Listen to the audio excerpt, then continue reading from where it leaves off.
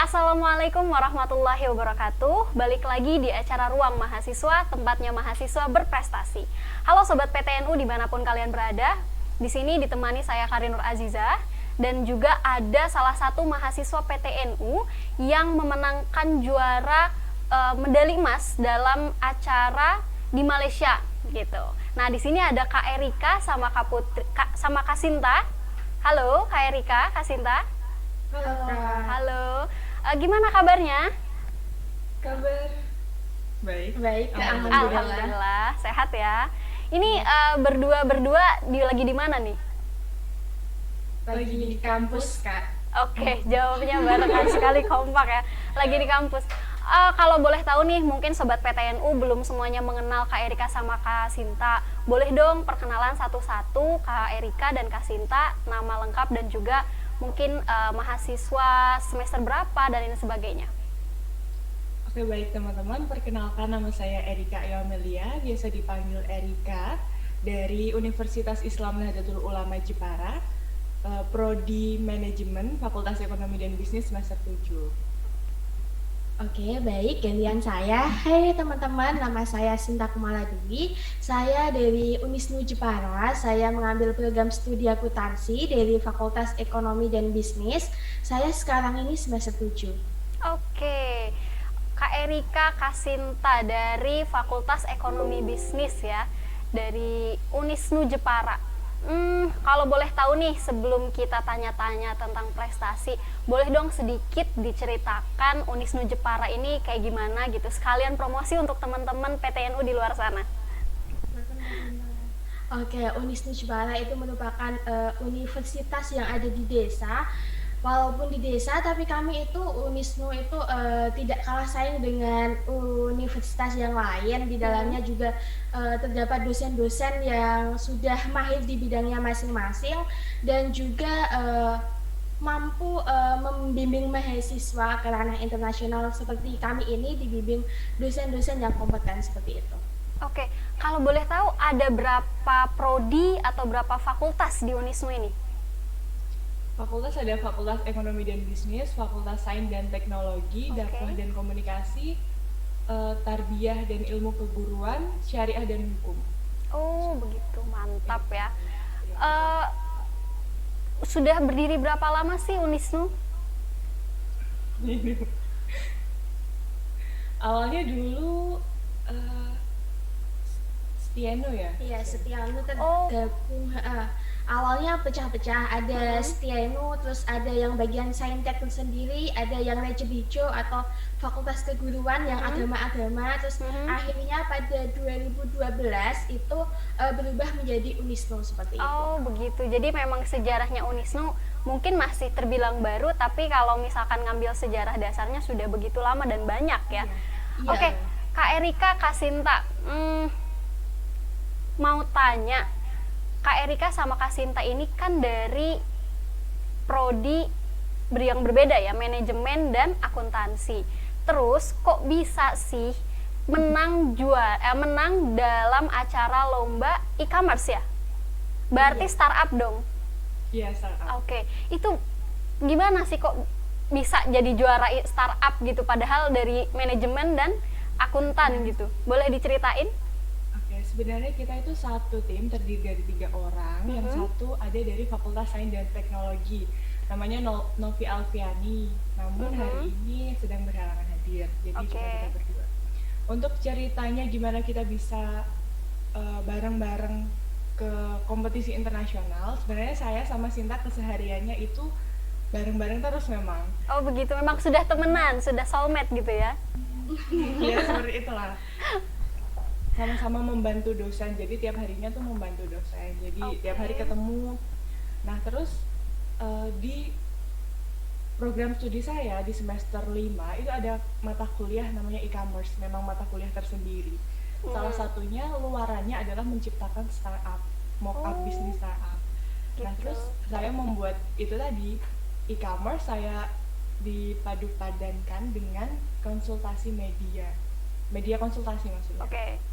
Gitu, jadi satu. Terus ya butuh aspek atau bidang lain kan untuk saling melengkapi ya, salah Betul, satunya betul. dari keuangan, dari akuntansi, dari pembuatan aplikasinya, dari teknik informatika, terus bergabung jadi satu. Alhamdulillah langsung klik aja gitu. Oke, oh gitu. Jadi memang ada mata kuliah yang memang mengharuskan Kak Erika ini bikin e-commerce gitu ya. Jadi akhirnya kepancing untuk bikin dan akhirnya bikin tim dengan Kak Sinta dan Kak Novi itu ya. Iya. Oke. Kalau boleh tahu tantangan yang dirasakan ketika pembuatan e-commerce ini tuh apa? Apa sih? Tantangannya mungkin kami baru pertama kali membuat kayak e-commerce aplikasi ya. Kita itu bingung, kita bikinnya mulainya dari mana, terus kita aspek-aspek apa aja sih yang harus ada di dalamnya. Nah itu kita menggandeng sebuah dosen untuk membimbing kami. Oke. Dan akhirnya kita bisa jalan. Oke. Kalau boleh tahu e-commerce-nya atau startup-nya apa sih, dalam bentuk apa? Maksudnya nama e-commerce-nya itu apa? Nama e-commerce-nya Kartinipedia. Di situ tagline-nya Women Need Center. Jadi pusat kebutuhan perempuan. Oh, Kartinipedia. Dan itu sekarang sudah bisa diakses Bisa untuk semua orang? di-download di Play Store, namun masih tahap pengembangan. Oh. 0,9 beta, masih beta. Isinya itu tentang perempuan itu gimana sih? Salah satu contoh isi dari Kartinipedia ini. Contoh isi dari Kartinipedia itu sama sebenarnya seperti e-commerce pada umumnya. Namun yang kita tahu kan e-commerce pada umumnya itu masih heterogen, masih ditujukan untuk semua orang, Iya, cewek, betul. cowok, semuanya bisa mengakses. Tapi kalau di kita khusus hanya perempuan yang bisa masuk di sini. Oke. Dan juga ada media konsultasinya, jadi ada diskusi tentang perempuan, ada konsultasi privat tentang perempuan. Pokoknya kita tuh maunya Paket komplit paket gitu. komplit karena perempuan itu butuh didengar. Oh, perempuan itu butuh didengar. Jadi kita sebagai perempuan mesti menyediakan wadah untuk perempuan gitu kan, tidak harus tumpang tindih dengan laki-laki terus. Oke, di sini kan yang e-commerce ini dalam acara WIC ya, WIC di Malaysia tadi. Nah ini ketika kemarin itu prosesnya kita berangkat ke sana atau hanya sebatas online aja? Prosesnya online Kak, kami dari mulai membuat poster berisi tentang proposalnya, terus setelah itu kita presentasi online gitu. Judgingnya juga online, kebetulan kita dapat juri dari India. Oh, jadi nggak datang ke sana gitu, hanya virtual, presentasi virtual. Iya. Dan itu menghasilkan gold medal untuk kalian gitu. Iya. Keren sih, aku apresiasi itu, keren sekali. Dan ini Sobat PTNU mesti jadi motivasi untuk Sobat PTNU ya, karena Unisnu Jepara yang kata mahasiswanya juga dari desa tapi bisa mendapatkan gold medal di Malaysia dalam kegiatan lomba e-commerce gitu. Keren, perlu untuk diapresiasi. Terus nih di sini aku dapat informasi kalau Kak Erika sama Kak Sinta ini sudah beberapa kali mendapatkan kejuaraan gitu. Ada yang internasional, ada kelas fakultas, ada kelas universitas juga. Boleh dong disebutkan satu-satu mungkin apa aja sih yang pernah diraih? kamu dulu sih. Oke Mbak, lupa ya Mbak, tak buka dulu ya Kak. Lupa, saking banyaknya ya kayaknya nih, waduh. Biar Sobat PTNU di luar sana termotivasi gitu kan dengan Kak Erika dan Kak Sinta gitu mendapatkan berbagai kejuaraan. Oke, baik, sebentar ya Kak. Oke. Ini mulai dari sekolah SMA atau saat kuliah aja Kak? Bebas, mau saat kuliah juga nggak apa-apa, mungkin yang biasanya kelas lebih internasional di kuliah ya. Iya. Oke, boleh. Pertama yang aku ikuti itu ikut PKM dan itu diseleksi di tingkat fakultas, alhamdulillah lolos. Nah selanjutnya yang kedua ikut International Invention Competition yang diselenggarakan di UIN Bandung, dan sama Kak Erika juga itu alhamdulillah dapat silver medal. Dan selanjutnya saya ikut penelitian kolaborasi mahasiswa dan dosen tingkat universitas, alhamdulillah lolos dan dibiayai dari LPPM. Dan selanjutnya ikut startup competition di lingkup fakultas sama Kak Erika juga, itu timnya alhamdulillah lolos.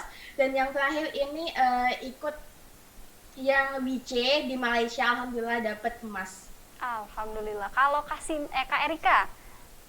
Kalau saya sebenarnya basicnya itu menyukai sastra di puisi, tapi saya mencoba untuk yang lain lah, keluar dari zona dari zona nyaman. Oke. 2019 runner up 1 Duta Genre Kabupaten Jepara, 2019 lomba baca puisi tingkat provinsi umum dan mahasiswa, kemudian ada tingkat universitas Unisnu Souvenir Competition, lalu kompetisi startup digital sama Kak Sinta tadi, terus IICMS di UIN Bandung sama Kak Sinta, dan terakhir ini WIC di Malaysia.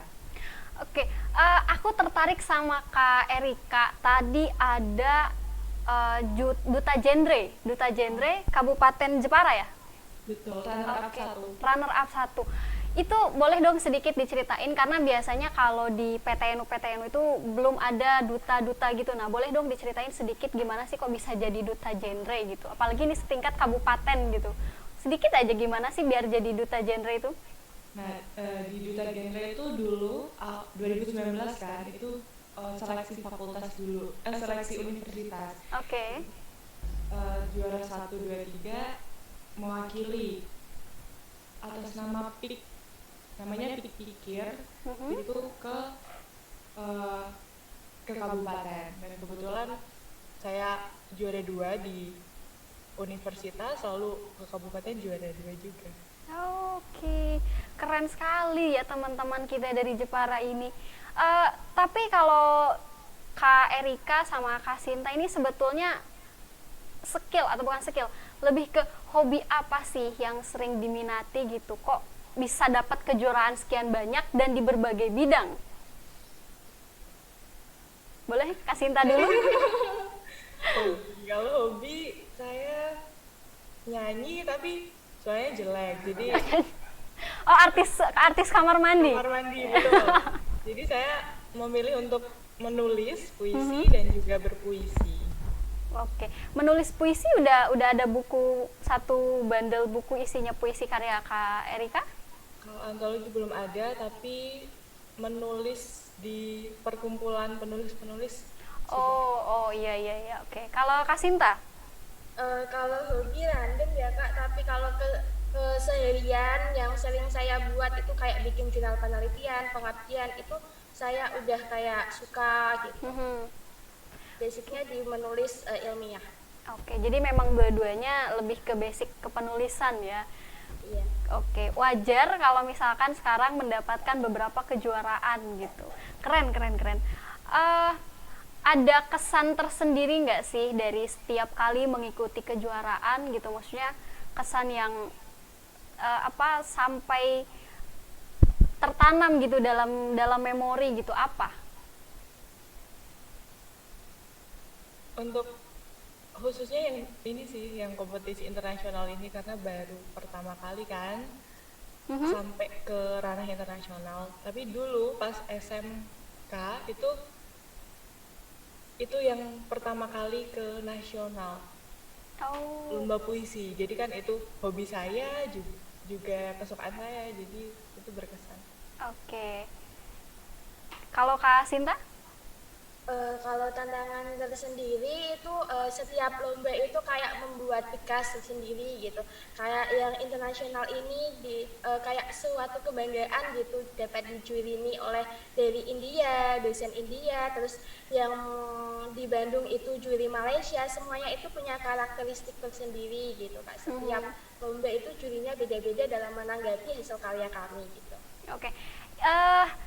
Apa sih yang memicu Kak Erika dan Kak Sinta ini untuk ikut lomba gitu? Kan biasanya ada orang yang tertarik ikut lomba karena dia sesuai dengan minatnya, sesuai dengan kesukaannya, atau mungkin ada orang yang lebih ke saya dulu pernah dihina, akhirnya saya harus ikut lomba supaya bisa membuktikan ke halayak masyarakat bahwa saya ini mampu gitu. Nah, yang jadi acuan Kak Erika dan Kak Sinta ini apa sih? Kok bisa sampai ikut kejuaraan segitu banyaknya? Kalau mulai dari saya ya Kak, kalau saya sendiri itu saat masuk di Unisnu saya itu sudah membuat wishlist bahwa saya itu harus punya kenang-kenangan di Unisnu biar saya itu tidak hanya mahasiswa biasa-biasa saja, saya bisa dikenal dosen-dosen, terus teman-teman mahasiswa lain itu bisa pada kenal saya. Nah, akhirnya pada saat saya diberi kesempatan untuk mewakili Unisnu dalam ajang lomba internasional ini dengan sebuah pertimbangan yang amat berat, itu saya mau gitu Kak. Oke, kalau Kak Erika? Ya kurang lebih sama Kak. Oh, kurang lebih. Ini kayaknya kembar yang ketemu gede gitu ya. Oke, jadi memang kalau dari Kak Sinta ingin punya kenang-kenangan karena ada peribahasa jika kau ingin dikenang maka harus menulis gitu. Kalau misalkan kita pengen dikenal juga kita harus punya karya yang memang bisa dikenal banyak orang ya, apalagi ini terkait dengan universitas ya. Dengan Kak Erika dan Kak Sinta saat ini memenangkan kegiatan memenangkan kejuaraan lomba-lomba di berbagai media, sudah bisa mengharumkan nama pribadi dan juga nama Unisnu itu sendiri. Keren sih, keren perlu kita apresiasi. Ada nggak sih tindak lanjut dari menang lomba e-commerce ini? Mungkin mau ada bikin startup lain atau mungkin apa? Mungkin kalau tindak lanjutnya itu dari e-commerce ini itu dikembangkan lagi. Ini kan baru proses pengembangan, belum bisa untuk dibuat jual beli langsung gitu. Nah, harapan dari dosen pembimbing kami itu dibuat selayaknya aplikasi yang bisa digunakan kayak Shopee, tapi kita sasarannya lebih ke perempuan gitu. Karena nanti di masa depan kan pastinya aplikasi-aplikasi itu lebih dijuruskan kepada sasarannya gitu. Kalau startup ini kan pasti saingannya banyak dan besar gitu tentunya. Apalagi kalau misalkan berbicara tentang e-commerce yang bertujuan untuk khusus perempuan gitu. Ada beberapa e-commerce brand-brand perempuan gitu. Nah, kira-kira sudah terpikirkan nggak manajemen kedepannya itu mau seperti apa? Karena apalagi tadi ada permintaan dari dosen untuk lebih dikembangkan lagi gitu. Manajemen kedepannya kita optimis aja karena kita tuh segmennya homogen, hanya untuk perempuan. Itu udah nilai lebih. Kemudian keunggulan kita tuh punya ruang untuk perempuan, namanya konsultasi privat itu dengan para expert. Oh, ada halaman untuk konsultasi ya. Jadi nggak hanya sebatas jual beli barang atau lain sebagainya, tapi juga memang sangat dikhususkan untuk perempuan, ruang diskusi perempuan lah ya mungkin. Ya, memadukan e-commerce dan konsultasi. Oke, keren. Itu nanti patut untuk terus dikembangkan karena pasti banyak di luar sana perempuan-perempuan yang membutuhkan wadah tersebut. Oke. Kalau boleh tahu isi konsultasinya nanti tuh bebas atau hanya hanya untuk beberapa ini saja? Atau mungkin untuk kesehatan mental saja atau untuk umum? Sebenarnya hal-hal yang berkaitan sama perempuan, kesehatan, kecantikan, mungkin tentang mix and match produk, baju kayak gitu. Oke, jadi memang mencakup segala sesuatu yang berkaitan dengan perempuan gitu ya, sampai hal-hal kesehatan mental, juga tentang reproduksi mungkin bisa? Tentang kesehatan reproduksi? Karena kan sekarang memang sedang gencar-gencarnya Kespro ya, seperti Nadiem Makarim kan sudah mengeluarkan Permendikbud, betul ya? Oke, Kak Erika, sebelum aku tutup nih bincang-bincang kali ini, karena memang kita tidak lama-lama, boleh dong kasih motivasi untuk teman-teman PTNU lainnya supaya mereka juga bisa membranding diri, bisa membranding kampusnya gitu. Ini khususnya untuk motivasi mengikuti kompetisi ya. Oke, boleh banget, bebas. Kuliah itu cuman 3,5 tahun, paling bentar, paling lama berapa sih? 7 semester? 7 tahun. 7 tahun. Ya, kasihlah yang terbaik dari diri kalian untuk kampus. Setelah itu kan ya udah kalian masuk ke dunia masing-masing, dunia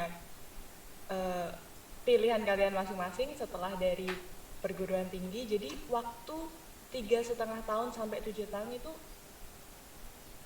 maksimalkan. Gitu. Kalau dari Kak Sinta?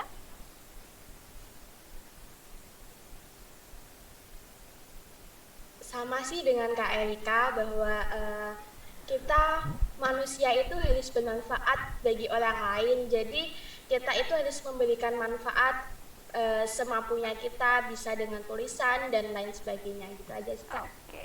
Jadi pada intinya pergunakan waktu sebaik mungkin untuk mengharumkan nama diri dan juga nama universitas gitu kan. Itu untuk sobat PTNU di luar sana. Oke, Kak Erika, Kak Sinta, terima kasih atas waktunya. Mudah-mudahan kedepannya lebih banyak lagi memberikan motivasi untuk sobat PTNU di luar sana dan terus mengharumkan nama universitasnya. Semoga tetap dalam keadaan sehat walafiat. Terima kasih banyak saya ucapkan sekali lagi. Semoga tetap menjadi perempuan yang hebat. Oke, itu aja mungkin ya Kak Sinta, Kak Erika. Terima kasih Sobat PTNU yang sudah menyaksikan bincang-bincang kali ini. Semoga Sobat PTNU terus terinspirasi dengan kegiatan Ruang Mahasiswa, tempatnya mahasiswa berprestasi. Wallahul muwaffiq ila aqwamit thoriq. Wassalamualaikum warahmatullahi wabarakatuh. Waalaikumsalam warahmatullahi wabarakatuh.